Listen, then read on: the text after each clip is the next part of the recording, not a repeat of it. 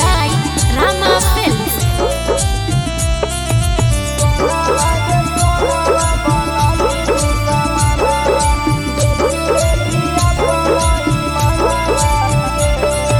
सोनावा गे सोनावा बनल ही दू समानावा बेची देली अपन ईमानवा गे। सोनावा गे सोनावा बनल ही दू समानावा बेची देली अपन ईमानवा गे। तोरे याद जियो हियो रोजे रातो दिनवा हे गे। तोरे याद जियो हियो रोजे रातो दिनवा करो हखी जन तू बहानवा गे।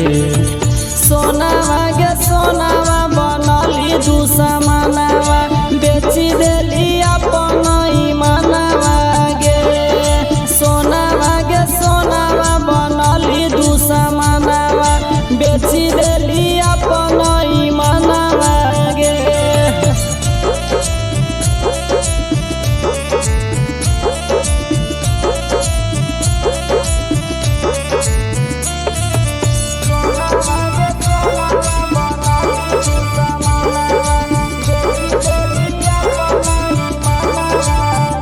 हगे कवन मारल कऊ मतिया गे। गेलही बदल एक रतिया गे।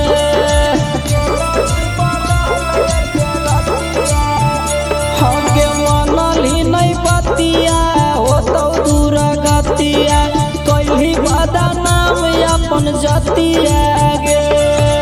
एक तू ही हली हमर दिलवा के धनवा हे गे। एक तू ही हली हमर दिलवा के धनवा तब काहे हो गेल सपनवा गे। सोनावा गे सोनावा बनली दू समानवा बेची देली अपन ईमानवा गे। सोनावा गे सोनावा बनली दू समानवा बेची देली अपन ईमानवा गे।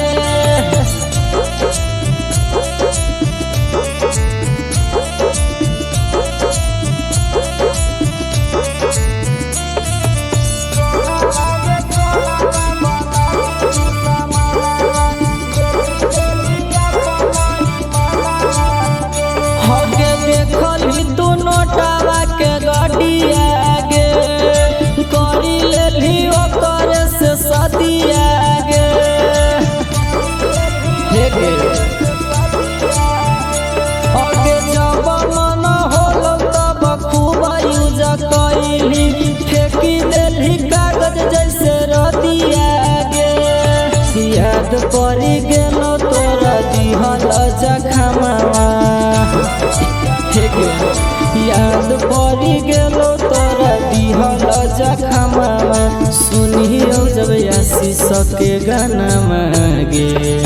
सोनावा गे सोनावा बनली दू समानवा बेची देली अपन ईमानवा गे। सोनावा गे सोनावा बनली दू समानवा बेची देली अपन ईमानवा गे। Presented by Rama Films.